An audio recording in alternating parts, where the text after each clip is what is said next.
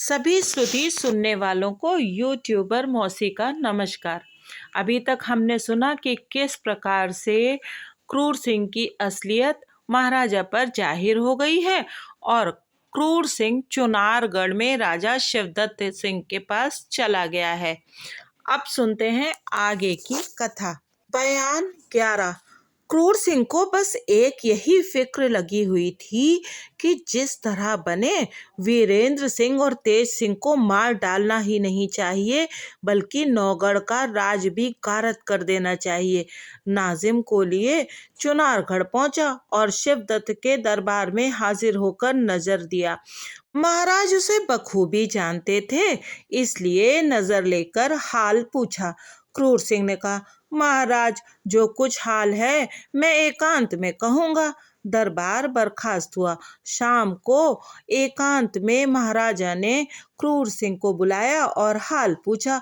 उसने जितनी शिकायत महाराजा जय सिंह की करते बनी की और यह भी कहा, लश्कर का इंतजाम आजकल बहुत खराब है। अगर आप चाहें तो इस समय विजयगढ़ को फतेह कर लेना कोई मुश्किल बात नहीं है। चंद्रकांता महाराज जयसिंह की लड़की भी, जो खूबसूरती में अपना कोई सानी नहीं रखती, आप ही के हाथ लगेगी। ऐसी ऐसी बहुत सी बातें कहकर उसने महाराज शिवदत्त को पूरे तौर से भड़काया। आखिर महाराजा ने कहा, हमको लड़ने की अभी कोई जरूरत नहीं, पहले हम अपने अय्यारों से काम लेंगे, फिर जैसा होगा देखा जाएगा। मेरे यहाँ 6 अय्यार हैं, जिनमें से 4 अय्यारों के साथ पंडित जगन्नाथ ज्योतिषी को तुम्हारे साथ कर देते हैं। इन सभी को लेकर तुम जाओ, देखो तो ये लोग क्या करते हैं। पीछे जब मौका होगा हम भी लश्कर लेकर पहुंच जाएंगे। उन अय्यारों के नाम थे पंडित बद्रीनाथ, पन्नालाल, राम नारायण, भगवान दत्त और घसीटा सिंह। महाराज ने इन चारों अय्यारों को जो मुनासिब था कहा और इन लोगों को क्रूर सिंह के हवाले कर दिया। अभी ये लोग बैठे ही थे कि एक चौबदार ने आकर अर्ज किया, महाराज, ड्योढ़ी पर कई फरियादी खड़े हैं, कहते हैं हम लोग क्रूर सिंह के रिश्तेदार हैं।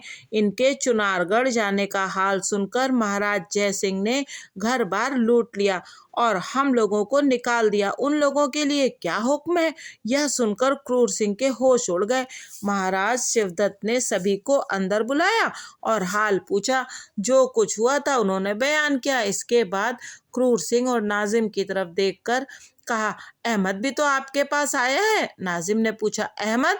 वह कहाँ है? वो तो यहाँ नहीं आया। सभी ने कहा, वाह, वहाँ तो घर पर गया था और यह कहकर चला गया कि मैं भी चुनारगढ़ जाता हूँ। नाजिम ने कहा, बस मैं समझ गया, वह जरूर तेज सिंह होगा, इसमें कोई शक नहीं। उसी ने महाराजा को खबर पहुंचाई होगी कि यह सब फसाद उसी का किया हुआ है। यह सुनकर क्रूर सिंह रोने लगा। महाराज शिवदत्त ने कहा, जो कुछ होना था हो गया, सोचा मत करो। देखो, इसका बदला मैं जय सिंह से लेता हूँ। तुम इसी शहर में रहो। हमाम के सामने वाला मकान तुम्हें दिया जाता है, उसी में अपने कुटुंब को रखो। रुपए की मदद सरकार से हो जाएगी। क्रूर सिंह ने महाराज के हुक्म के मुताबिक उसी मकान में डेरा जमाया। कई दिन बाद दरबार में हाजिर होकर क्रूर सिंह ने महाराज से विजयगढ़ जाने के लिए अर्ज किया। सब इंतजाम हो ही चुका था।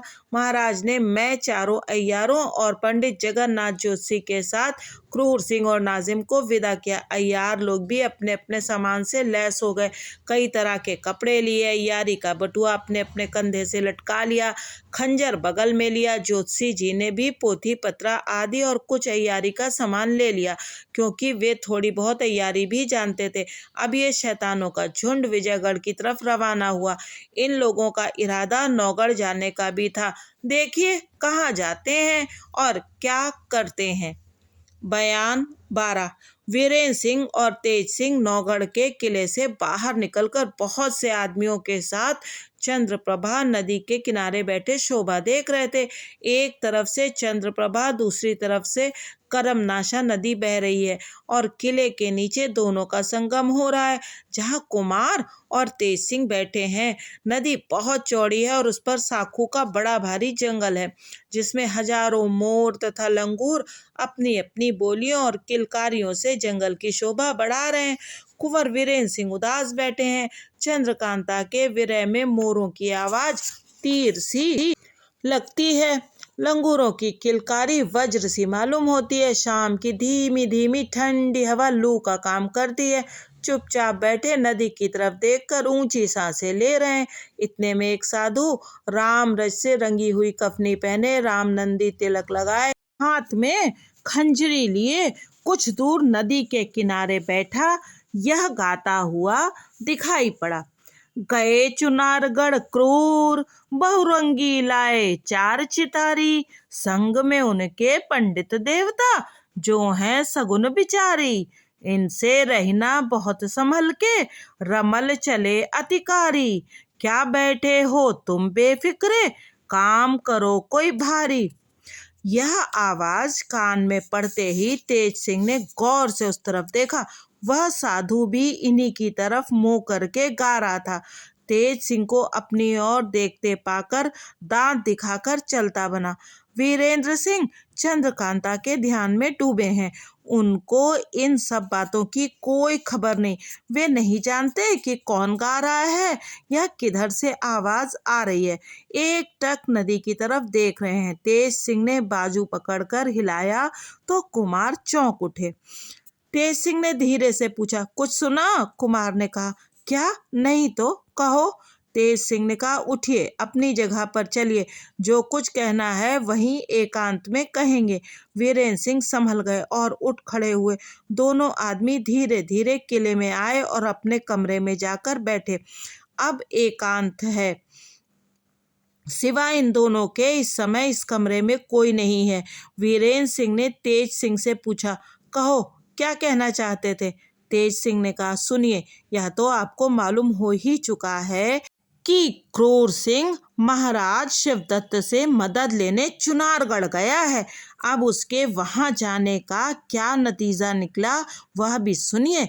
वहां से शिवदत्त ने 4 अय्यार और एक ज्योतिषी को उनके साथ कर दिया है।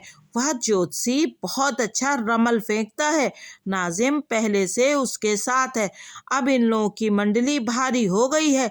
ये लोग कम फसाद नहीं करेंगे, इसीलिए मैं अर्ज करता हूँ कि आप संभल कर रहिए। मैं अब काम की फिक्र में जाता हूँ। मुझे यकीन है कि उन अय्यारों में से कोई ना कोई जरूर इस तरफ भी आएगा और आपको फंसाने की कोशिश करेगा। आप होशियार रहिएगा और किसी के साथ कहीं ना जाइएगा, ना किसी का दिया कुछ खाइएगा, बल्कि इत्र फूल वगैरह कोई भी कुछ दे तो ना सूंघिएगा। और इस बात का भी ख्याल रखिएगा कि मेरी सूरत बनाकर वो लोग आए तो ताजुब नहीं, इस तरह आप मुझको पहचान लीजिएगा। देखिए, मेरी आँख के अंदर नीचे की तरफ यह एक तिल है जिसको कोई नहीं जानता। आज से लेकर दिन में चाहे जितनी बार जब भी मैं आपके पास आया करूँगा, इस तिल को छिपे तौर से दिखाकर अपना परिचय आपको दिया करूँगा। अगर ये काम मैं ना करूँ तो समझ लीजिएगा कि धोखा है। कुछ और भी बहुत सी बातें तेज सिंह ने समझाई, जिनको खूब गौर के साथ कुमार ने सुना और पूछा, तुम्हें कैसे मालूम हुआ कि चुनारगढ़ से इतनी मदद इसको मिली है? तेज सिंह ने कहा, किसी तरह मुझे मालूम हो गया। उसका हाल भी कभी आप पर जाहिर हो जाएगा। अब मैं रुखसत होता हूँ। राजा साहब या मेरे पिता मुझे पूछें तो जो मुनासिब हो सो कह दीजिएगा। पहर रात रहे तेज सिंह अय्यारी के सामान से लैस होकर वहां से रवाना हो गए। उधर चपला बालदवी के लिए मर्दाने भेष में शहर से बाहर निकली। आधी रात बीत गई थी। साफ छिटकी हुई चांदनी देखकर एकाएक जी में आया कि नौगढ़ चलूं और तेज सिंह से मुलाकात करूं। इसी ख्याल से कदम बढ़ाए नौगढ़ की तरफ चली। उधर तेज सिंह अपनी असली सूरत में अय्यारी के सामान से सजे हुए विजयगढ़ की तरफ चले आ रहे थे। इत्तेफाक से दोनों की रास्ते ही में मुलाकात हो गई। चपला ने पहचान लिया और नजदीक जाकर अपनी असली बोली में पूछा, कहिए आप कहाँ जा रहे हैं? तेज सिंह ने बोली से चपला को पहचाना और कहा, वाह वाह, क्या मौके पर मिल गई, नहीं तो मुझे तुमसे मिलने के लिए बहुत बड़ी मेहनत करनी पड़ती, क्योंकि बहुत सी जरूरी बातें कहनी थी। आओ इस जगह बैठो। एक साफ पत्थर की चट्टान पर दोनों बैठ गए। चपला ने कहा, कहो वे कौन सी बातें हैं? तेज सिंह ने कहा, सुनो, ये तो तुम जानती ही हो कि क्रूर चुनारगढ़ गया है। अब वहां का हाल सुनो। 4 अय्यार और एक पंडित जगन्नाथ ज्योतिषी को महाराज शिवदत्त ने मदद के लिए उसके संग कर दिया है और वे लोग यहाँ पहुंच गए हैं। उनकी मंडली अब भारी हो गई है और इधर हम तुम दो ही हैं, इसलिए अब हम तुम दोनों को बड़ी होशियारी करनी पड़ेगी। वे अय्यार लोग महाराजा जयसिंह को भी पकड़ ले जाएं तो ताजुब नहीं, चंद्रकांता के वास्ते तो आए ही हैं। इन्हीं सब बातों से तुम्हें होशियार करने मैं चला था। चपला ने पूछा, फिर अब क्या करना चाहिए? तेज सिंह ने कहा, एक काम करो, मैं नए दीवान हरदयाल सिंह को पकड़ता हूँ और उसकी सूरत बनाकर दीवान का काम करूंगा। ऐसा करने से फौज और सब नौकर हमारे हुक्म में रहेंगे और मैं बहुत कुछ कर सकूंगा। तुम भी महल में होशियारी के साथ रहा करना और जहां तक हो सके एक बार मुझसे मिला करना। मैं दीवान तो बना रहूंगा ही, मिलना कुछ मुश्किल ना होगा। बराबर असली सूरत में मेरे घर अर्थात हरदयाल सिंह के यहाँ मिला करना और मैं उसके घर में भी उसी की तरह रहा करूंगा। इसके अलावा और भी बहुत सी बातें तेज सिंह ने चपला को समझाई। इसके बाद चपला अपने महल की तरफ रुखसत हुई। तेज सिंह ने बाकी रात उसी जंगल में काटी और सुबह होते ही अपनी सूरत एक गंधी की बनाकर कई शीशी इत्र की कमर और 2 एक हाथ में लेकर विजयगढ़ की गलियों में घूमने लगे। दिन भर इधर उधर फिरते रहे। शाम के वक्त मौका देख हरदयाल सिंह के मकान पर पहुंचे। देखा दीवान साहब लेटे हुए हैं और 2-4 दोस्त सामने बैठे गप्पे उड़ा रहे हैं। बाहर भीतर खूब सन्नाटा है। तेज सिंह इत्र की शीशियां लिए सामने पहुंचे और सलाम कर बैठ गए। तब कहा, लखनऊ का रहने वाला गंदी हूँ, आपका नाम सुनकर आप ही के लायक अच्छे अच्छे इत्र लाया हूँ। यह कहकर शीशी खोलकर फाहा बनाने लगे। हरदयाल सिंह बहुत रहम दिल आदमी थे। इत्र सूंघने लगे और फाहा सूंघ सूंघ कर अपने दोस्तों को भी देने लगे। थोड़ी देर में हरदयाल सिंह और उसके सब दोस्त बेहोश होकर जमीन पर लेट गए। तेज सिंह ने सभी को उसी तरह छोड़ हरदयाल सिंह की गठरी बांधकर पीठ पर लादी और मुंह पर कपड़ा ओढ़ नौगढ़ का रास्ता लिया। अगर राह में कोई मिला भी तो धोबी समझकर न बोला।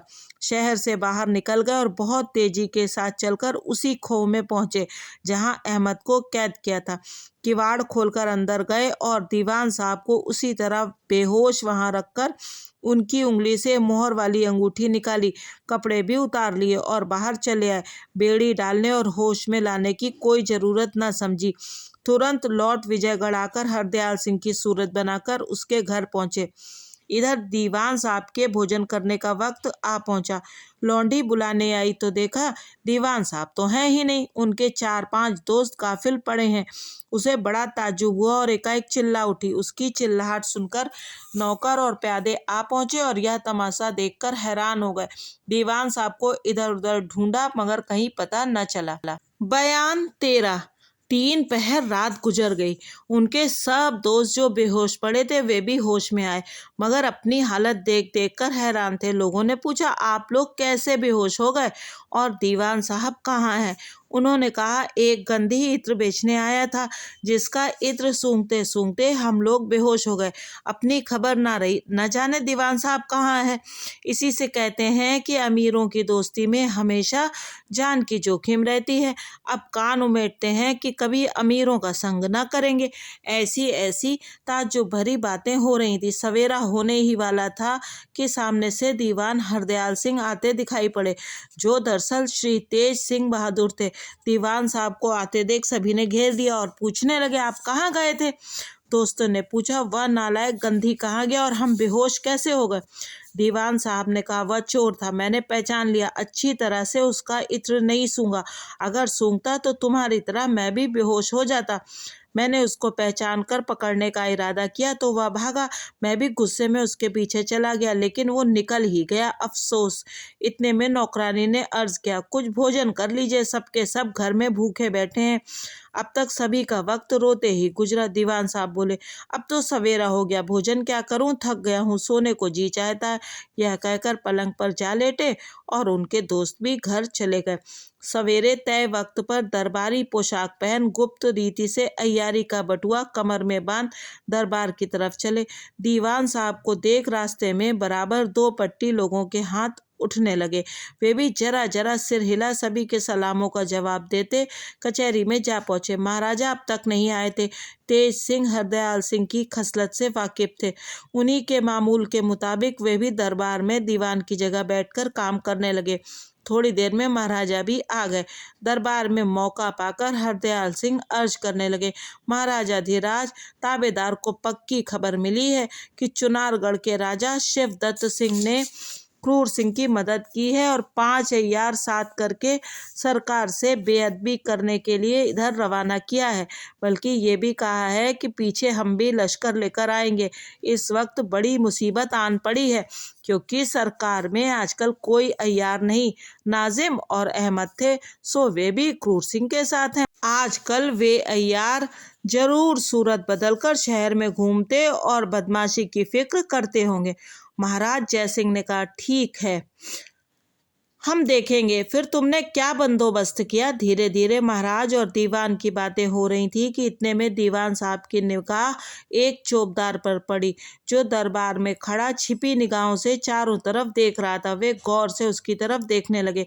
दीवान साहब को गौर से देखते हुए पाकर वह चौबदार चौकन्ना हो गया और कुछ संभल गया। बात छोड़ कड़क होकर दीवान साहब ने कहा, पकड़ो उस चौबदार को।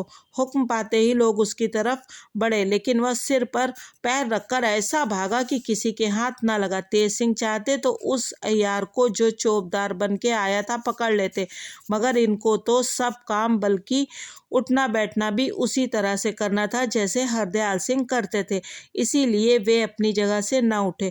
वह अय्यार भाग गया जो चौबदार बना हुआ था। जो लोग पकड़ने गए थे वापस आ गए। दीवान साहब ने कहा, महाराज देखिए, जो मैंने अर्ज किया था और जिस बात का मुझको डर था वह ठीक ही निकली। महाराज को यह तमाशा देखकर खौफ हुआ। जल्दी दरबार बर्खास्त करके दीवान को साथ ले तकलिये में चले गए। जब बैठे तो हरदयाल सिंह से पूछा, क्यों जी, अब क्या करना चाहिए? उस दुष्ट क्रूर ने तो एक बड़े भाई को हमारा दुश्मन बनाकर उभारा है। महाराज, शिवदत्त की बराबरी हम किसी भी तरह नहीं कर सकते। दीवान साहब ने कहा, महाराज मैं फिर अर्ज करता हूँ कि सरकार में इस समय कोई अय्यार नहीं, नाजिम और अहमद थे, सो क्रूर ही की तरफ जा मिले। अय्यारी का जवाब बिना अय्यार के कोई दे नहीं सकता। वे लोग बड़े चालाक और फसादी होते हैं। 1500 की जान ले लेना उन लोगों के आगे कोई बात नहीं है। इसलिए जरूर कोई ईमानदार अय्यार मुकर्रर करना चाहिए, पर यह भी एकाएक नहीं हो सकता है। सुना है राजा सुरेंद्र सिंह के दीवान का लड़का तेज सिंह बड़ा भारी अय्यार निकला है। मैं उम्मीद करता हूँ कि अगर महाराज चाहेंगे और तेज सिंह को मदद के लिए मांगेंगे तो राजा सुरेंद्र सिंह को देने में कोई हर्ज ना होगा, क्योंकि वे महाराजा को दिल से चाहते हैं, अपना बड़ा भाई मानते हैं। क्या हुआ अगर महाराजा ने वीरेंद्र सिंह का आना जाना बंद कर दिया? अब भी राजा सुरेंद्र सिंह का दिल महाराजा की तरफ से वैसा ही है जैसा पहले था। हरदयाल सिंह की बात सुनकर थोड़ी देर महाराजा गौर करते रहे, फिर बोले, तुम्हारा कहना ठीक है। सुरेंद्र सिंह और उनका लड़का वीरेंद्र सिंह दोनों बड़े लायक हैं। इसमें कोई शक नहीं कि वीरेंद्र सिंह वीर हैं और राजनीति भी अच्छी तरह जानता है। वह 1000 सेना लेकर 10,000 से लड़ने वाला है और तेज सिंह की चालाकी में भी कोई फर्क नहीं है। जैसा तुम कहते हो वैसा ही है, मगर मुझसे उन लोगों के साथ बड़ी बेमुरवती हो गई है, जिसके लिए मैं बहुत शर्मिंदा हूँ। मुझे उनसे मदद मांगते शर्म मालूम होती है। इसके अलावा क्या जाने उनको मेरी तरफ से रंज हो गया हो। हाँ, तुम जाओ और उनसे मिलो। अगर मेरी तरफ से कुछ मलाल उनके दिल में हो तो उसे मिटा दो और तेज सिंह को लाओ तो काम चले। हरदयाल सिंह बोले, बहुत अच्छा महाराजा, मैं खुद इस काम को करूंगा। महाराज ने अपनी मोहर लगाकर एक मुख्तसर चिट्ठी अपने हाथ से लिखी और अंगूठी की मोहर लगाकर उनके हवाले किया। हरदयाल सिंह महाराज से विदा हो अपने घर आए और अंदर जनाने में न जाकर बाहर ही रहे। खाने को वहां ही मंगवाया। खा पी कर बैठे और सोचने लगे कि चपला से मिलकर सब हाल कहे तो जाएं। थोड़ा दिन बाकी था जब चपलाई एकांत में ले जाकर हरदयाल सिंह ने सब हाल कहा और वह चिट्ठी भी दिखाई जो महाराजा ने लिख दी थी। चपला बहुत ही खुश हुई और बोली, हरदयाल सिंह तुम्हारे मेल में आ जाएगा, वह बहुत ही लायक है। अब तुम जाओ, इस काम को जल्दी करो। चपला तेज सिंह की चालाकी की तारीफ करने लगी। अब वीरेंद्र सिंह से मुलाकात होगी, यह उम्मीद दिल में हुई। नकली हरदयाल सिंह नौगढ़ की तरफ रवाना हुए। रास्ते में उन्होंने अपनी सूरत असली बना ली। बयान 14। नौगढ़ और विजयगढ़ का राज्य पहाड़ी है। जंगल भी बहुत भारी और घना है और नदियां चंद्रप्रभा और कर्मनाशा घूमती हुई इन पहाड़ों पर बहती हैं। जाबूजा खो और दर्रे पहाड़ों में बड़े खूबसूरत कुदरती बने हुए हैं। पेड़ों में साखू, तेंदू, विजयसार, सनई, कोरिया, गो, खाजा, प्यार, जिगना, आसन आदि के पेड़ हैं। इनके अलावा पारिजात के पेड़ भी हैं। मील भर इधर उधर जाइए तो घने जंगल में फंस जाइएगा। कहीं रास्ता मालूम ना होगा कि कहाँ से आए और किधर जाएंगे। बरसात के मौसम में तो अजब ही कैफियत रहती है। कोस भर जाइए, रास्ते में 10 नाले मिलेंगे। जंगली जानवरों में बारहसिंगा, चीता, भालू, तेंदुआ, चिंकारा, लंगूर, बंदर वगैरह के अलावा कभी कभी शेर भी दिखाई देते हैं, मगर बरसात में नहीं, क्योंकि नदी नालों में पानी ज्यादा हो जाने से उनके रहने की जगह खराब हो जाती है और तब वे ऊंची पहाड़ियों पर चले जाते हैं। इन्हीं पहाड़ों पर हिरन तो होते नहीं, मगर पहाड़ के नीचे बहुत से दिखाई देते हैं। परिंदों में तीतर, बटेर आदि की अपेक्षा मोर ज्यादा होते हैं। गरज ये कि सुहावने पहाड़ अभी तक लिखे मुताबिक मौजूद हैं और हर तरह से देखने के काबिल हैं। उन अय्यारों ने जो चुनारगढ़ से क्रूर और नाजिम के साथ आए थे, शहर में न आकर इसी दिलचस्प जंगल में मैं क्रूर के साथ अपना डेरा जमाया और आपस में यह राय हो गई कि सब अलग अलग जाकर अय्यारी करें तथा जब जरूरत हो जंगल जफील बजाकर इकट्ठे हो जाया करें। बद्रीनाथ ने, जो इन अय्यारों में सबसे ज्यादा चालाक और होशियार था, यह राय निकाली कि एक दफा सब कोई अलग अलग भेष बदलकर शहर में घुसकर दरबार और महल के सब आदमियों तथा नौकरानियों बल्कि रानी तक को देखकर पहचान आए तथा चाल चलन तजबीज कर नाम भी याद कर लें, जिससे वक्त पर अय्यारी करने के लिए सूरत बदलने और बातचीत करने में फर्क न पड़े। इस राय को सभी ने पसंद किया। नाजिम ने सभी का नाम बताया और जहां तक हो सका पहचानवा भी दिया। वे अय्यार लोग तरह तरह के भेष बदलकर महल में भी घुस आए और सब कुछ देखभाल आए, मगर अय्यारी का मौका चपला की होशियारी की वजह से किसी को ना मिला और उनको अय्यारी करना मंजूर भी ना था जब तक कि हर तरह से देखभाल न लेते। जब वे लोग हर तरह से होशियार और वाकिफ हो गए तब अय्यारी करना शुरू किया। भगवान दत्त चपला की सूरत बना नौगढ़ में वीरेंद्र सिंह को फंसाने के लिए चला। वहां पहुंचकर जिस कमरे में वीरेंद्र सिंह थे उसके दरवाजे पर पहुंचकर पहरेदारों से कहा, जाकर कुमार से कहो विजयगढ़ से चपला आई है। उस प्यादे ने जाकर खबर दी। कुछ रात गुजर गई थी। कुंवर वीरेंद्र सिंह चंद्रकांता की याद में बैठे तबीयत से युक्तियां निकाल रहे थे, बीच बीच में गहरी सांस भी लेते जाते थे। उसी वक्त चौबदार ने आकर अर्ज किया, पृथ्वीनाथ विजयगढ़ से चपला आई और ड्योढ़ी पर खड़ी है, क्या हुक्म होता है। कुमार चपला का नाम सुनते ही चौंक उठे और खुश होकर बोले, उसे जल्दी अंदर ले आओ। हुक्म के मुताबिक चपला हाजिर हुई। कुमार चपला को देख उठ खड़े हुए और हाथ पकड़कर अपने पास बैठाकर बातचीत करने लगे। चंद्रकांता का हाल पूछा। चपला ने कहा, अच्छी है, सिवा आपकी याद के और किसी तरह की तकलीफ नहीं है। हमेशा कहा करती है कि बड़े बेमुरव्वत हैं, कभी खबर भी नहीं लेते कि जीवित है या मर गई। आज घबरा कर मुझको भेजा है और ये 2 नाशपातियां अपने हाथ से छील काट कर आपके वास्ते भेजी हैं तथा अपने सिर की कसम दी है कि इन्हें जरूर खाइएगा। वीरेंद्र सिंह चपला की बातें सुनकर बहुत खुश हुए। चंद्रकांता का इश्क पूरे दर्जे पर था।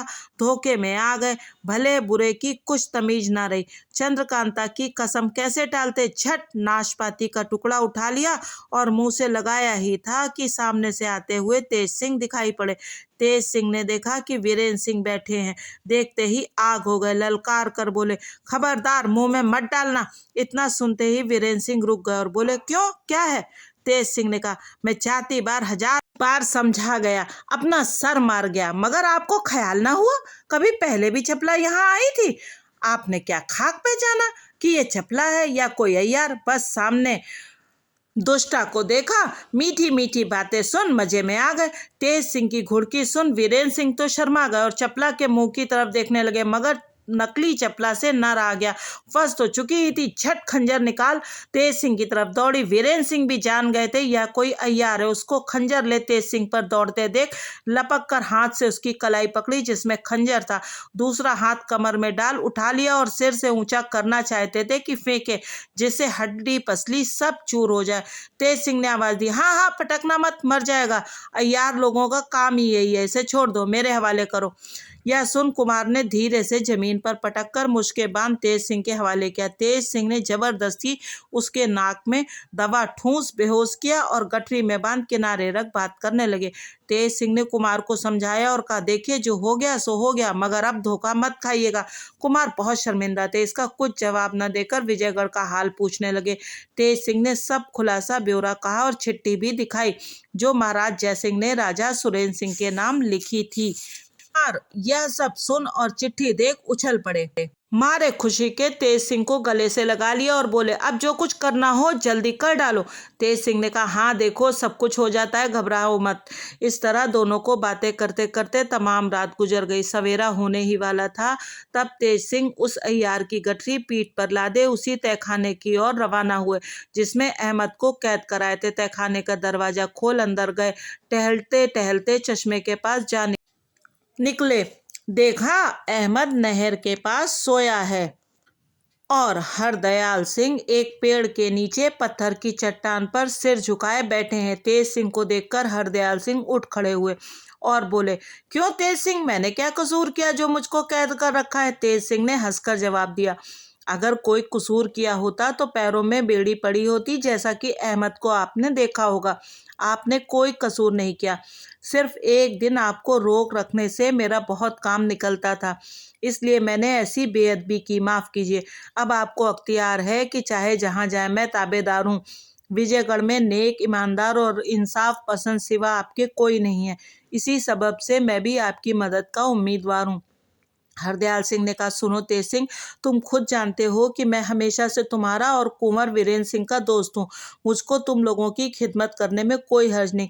मैं तो खुद हैरान था कि दोस्त आदमी को तेज सिंह ने क्यों कैद किया।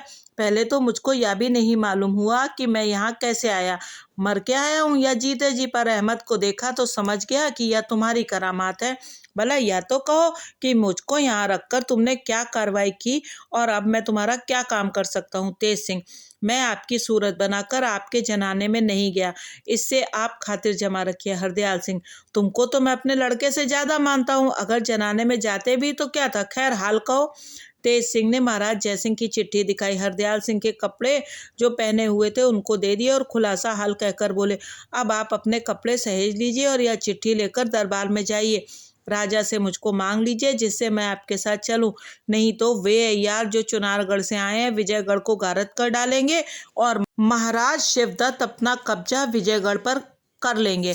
मैं आपके संग चलकर उन अय्यारों को गिरफ्तार करूंगा। आप दो बातों का सबसे ज्यादा ख्याल रखिएगा। एक ये कि जहां तक हो सके विरोधियों को बाहर रखिए, और दूसरे ये कि कुंवर वीरेंद्र सिंह का हमेशा ध्यान रखिए। इसके साथ ही महाराजा से बराबर उनकी तारीफ कीजिए, जिससे महाराजा मदद के वास्ते उनको भी बुलाएं। हरदयाल सिंह ने कसम खाकर कहा, मैं हमेशा तुम लोगों का खैर ख्वाह हूँ। जो कुछ तुमने कहा है उससे ज्यादा कर दिखाऊंगा। तेज सिंह ने दूसरा रंग दिखाते हुए बड़ी तेजी से अय्यारी की गठरी खोली और एक बेड़ी उसके पैर में डालने तथा अय्यारी का बटुआ और खंजर उसकी कमर से निकालने के बाद उसे होश में लाए। उसके चेहरे को साफ किया तो मालूम हुआ कि वह भगवान दत्त है। अय्यार होने के कारण चुनारगढ़ के सब अय्यारों को तेज सिंह पहचानते थे और वे सब लोग भी उनको बखूबी जानते थे। तेज सिंह ने भगवान दत्त को नहर के किनारे छोड़ा और हरदयाल सिंह को साथ लेकर खो से बाहर निकले। दरवाजे के पास आए तो हरदयाल सिंह से कहा, मेहरबानी करके मुझे इजाजत दें कि मैं थोड़ी देर के लिए आपको फिर से बेहोश करूं, तय खाने के बाहर होश में ले आऊंगा। हरदयाल सिंह ने कहा, इसमें मुझको कुछ हर्ज नहीं है। मैं यह नहीं चाहता कि इस तहखाने में आने का रास्ता देख लूं। ये तुम्ही लोगों के काम है, मैं देखकर क्या करूंगा। तेज सिंह हरदयाल सिंह को बेहोश करके बाहर लाए और होश में लाकर बोले, अब आप अपने कपड़े पहन लीजिए और मेरे साथ चलिए। उन्होंने वैसा ही किया। शहर में आकर तेज सिंह के कहे के मुताबिक हरदयाल सिंह अकेले होकर राजा सुरेंद्र सिंह के दरबार में गए। राजा ने उनकी बड़ी खातिरदारी की और हाल पूछा। उन्होंने बहुत कुछ कहने के बाद महाराजा जयसिंह की चिट्ठी थी, जिसको राजा ने इज्जत के साथ लेकर अपने वजीर जीत सिंह को पढ़ने के लिए दिया। जीत सिंह ने जोर से खत पढ़ा। राजा सुरेंद्र सिंह चिट्ठी पढ़कर बहुत खुश हुए और हरदयाल सिंह की तरफ देखकर बोले, मेरा राज्य महाराज जयसिंह का है, जिसे चाहे बुला ले, मुझे कुछ हर्ज नहीं। तेज सिंह आपके साथ जाएगा। यह कहकर अपने वजीर जीत सिंह को हरदयाल सिंह की मेहमानदारी का हुक्म दिया और दरबार बर्खास्त किया। दीवान हरदयाल सिंह की मेहमानदारी 3 दिन तक बहुत अच्छी तरह से की गई, जिससे वे बहुत खुश हुए। चौथे दिन दीवान साहब ने राजा से रुखसत मांगी।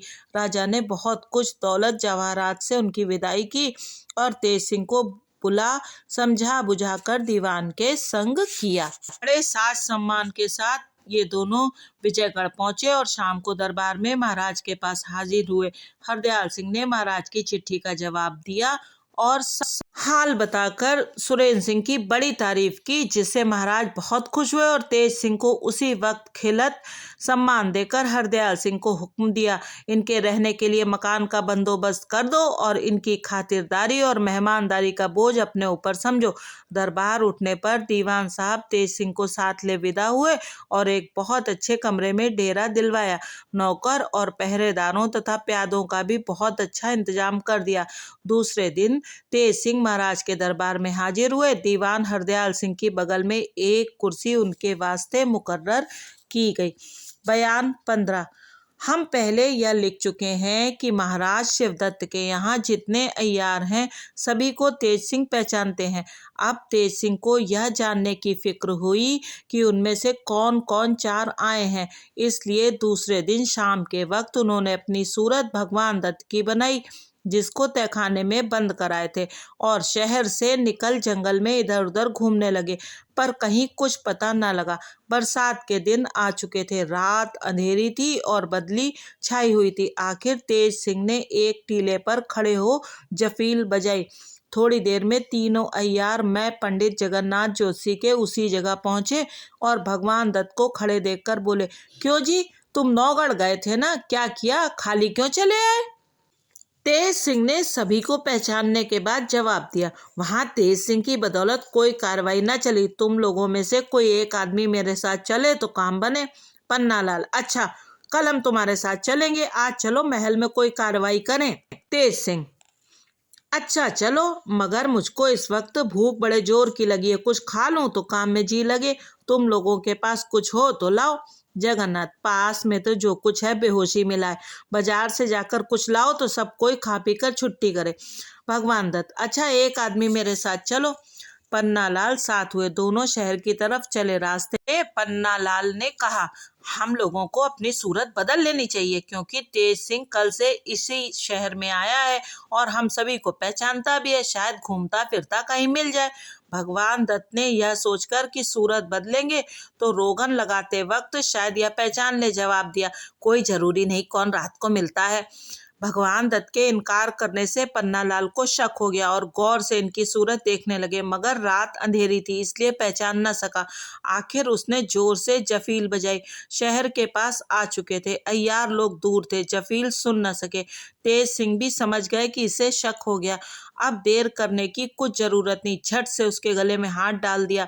पन्नालाल ने भी खंजर निकाल लिया। दोनों में खूब जोर की भिड़ंत हो गई। आखिर को तेज सिंह ने पन्नालाल को उठाकर दे मारा और मुश्कें कस बेहोश कर गठरी बांध ली तथा पीठ पर लाद शहर की तरफ रवाना हुए। असली सूरत बनाए डेरे पर पहुंचे। एक कोठरी में पन्नालाल को बंद कर दिया और पहरेदारों को सख्त ताकीद कर आप उसी कोठरी के दरवाजे पर पलंग बिछवा सो रहे। सवेरे पन्नालाल को साथ ले दरबार की तरफ चले। इधर रामनारायण, बद्रीनाथ और ज्योतिषी जी राह देख रहे थे कि अब दोनों आदमी खाने का सामान लाते होंगे, मगर कुछ नहीं। यहाँ तो मामला ही दूसरा था। उन लोगों को शक हो गया कि कहीं दोनों गिरफ्तार ना हो गए हों, मगर यह ख्याल में ना आया कि भगवान दत्त असल में दूसरे ही कृपा निधान थे। उस रात को कुछ न कर सके, पर सवेरे सूरत बदलकर खोज में निकले। पहले महाराज जयसिंह के दरबार की तरफ चले। देखा कि तेज सिंह दरबार में जा रहे हैं और उसके पीछे पीछे 10-15 सिपाही कैदी की तरह पन्नालाल को लिए चल रहे हैं। उन अय्यारों ने भी साथ ही साथ दरबार का रास्ता पकड़ा। तेज सिंह पन्नालाल को लेकर दरबार में पहुंचे तो देखा कचहरी खूब लगी हुई है। महाराज बैठे हैं। वे भी सलाम कर अपनी कुर्सी पर जा बैठे। कैदी को सामने खड़ा कर दिया गया। महाराज ने पूछा, क्यों तेज सिंह, किसे लाए हो? तेज सिंह ने जवाब दिया, महाराज उन 5 अय्यारों में से जो चुनारगढ़ से आए हैं, एक गिरफ्तार हुआ है। इसे सरकार के सामने लाया हूँ। जो इसके लिए मुनासिब हो हुक्म किया जाए। महाराज गौर के साथ खुशी से उसकी तरफ देखने लगे और पूछा, तेरा नाम क्या है? उसने कहा, मक्कार खां उर्फ अय्यार खां। महाराज उसकी ठिठाई पर हंस पड़े। हुक्म दिया, बस इससे ज्यादा पूछने की कोई जरूरत नहीं। सीधे कैद खाने में ले जाकर इसे बंद करो और सख्त पहरे बैठा दो। हुक्म पाते ही प्यादों ने उस अय्यार के हाथों में हथकड़ी और पैरों में बेड़ी डाल दी और कैद खाने की तरफ ले गए। महाराज ने खुश होकर तेज सिंह को 100 अशर्फी इनाम में दी। तेज सिंह ने खड़े होकर महाराज को सलाम किया और अशर्फियां बटुए में रख ली। राम नारायण, बद्रीनाथ और जोशी जी भेष बदले हुए दरबार में खड़े यह सब तमाशा देख रहे थे। जब पन्नालाल को कैद खाने का हुक्म हुआ तो वे लोग भी बाहर चले आए और आपस में सलाह कर भारी चालाकी की किनारे जाकर बद्रीनाथ ने तेज सिंह की सूरत बनाई और राम नारायण और जोशी जी प्यादे बनकर तेजी के साथ उन सिपाहियों के साथ चले जो पन्नालाल को एक कैद खाने की तरफ लिए जा रहे थे। पास पहुंचकर बोले, ठहरो ठहरो, इस नालायक अय्यार के लिए महाराजा ने दूसरा हुक्म दिया है, क्योंकि मैंने अर्ज किया था कि कैद खाने में इसके संगी साथी इसे किसी न किसी तरह छुड़ा ले जाएंगे। अगर मैं इसे अपनी हिफाजत में रखूंगा तो बेहतर होगा, क्योंकि मैंने ही इसे पकड़ा है। मेरी हिफाजत में ये भी रह सकेगा, सो तुम लोग इसे मेरे हवाले करो। प्यादे तो जानते ही थे कि इसे तेज सिंह ने पकड़ा है, कुछ इनकार न किया और उसे उनके हवाले कर दिया। नकली तेज सिंह ने पन्नालाल को ले जंगल का रास्ता लिया। उसके चले जाने पर उसका हाल अर्ज करने के लिए प्यादे फिर दरबार में लौट आए। दरबार उसी तरह लगा हुआ था। तेज सिंह भी अपनी जगह बैठे थे। उनको देख प्यादों के होश उड़ गए और अर्ज करते करते रुक गए। तेज सिंह ने पूछा, क्यों, क्या बात है? उस अय्यार को कैद करा है? प्यादों ने डरते डरते कहा, जी उसको तो आप ही ने हम लोगों से ले लिया। तेज सिंह उनकी बात सुनकर चौंक पड़े और बोले, मैंने क्या किया है? मैं तो तब से इसी जगह बैठा हूँ। प्यादों की जान डर और ताज्जुब से सूख गई, कुछ जवाब न दे सके। पत्थर की तस्वीर की तरह जैसे के तैसे खड़े रहे। महाराज ने तेज सिंह की तरफ देखकर पूछा, क्यों, क्या हुआ? तेज सिंह ने कहा, अय्यार चालाकी खेल गए, मेरी सूरत बनाकर उस कैदी को इन लोगों से छुड़ा ले गए।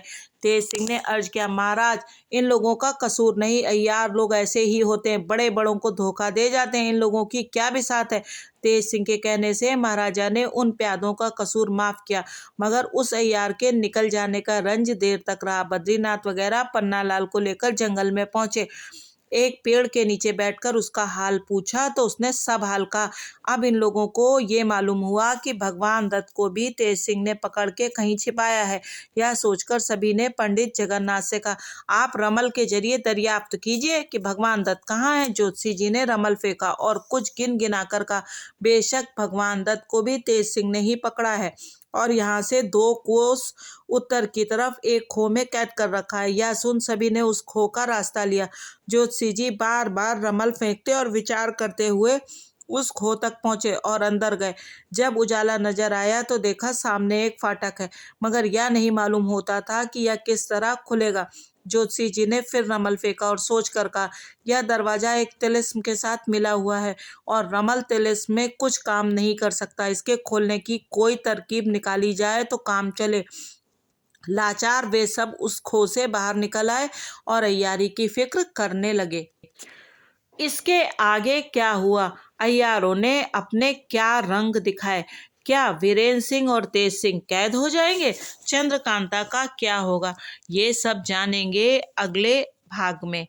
तब तक बने रहिए यूट्यूबर मौसी की कहानियाँ के साथ और कृपया चैनल को सब्सक्राइब अवश्य कीजिए और लाइक भी कीजिए। बहुत बहुत धन्यवाद।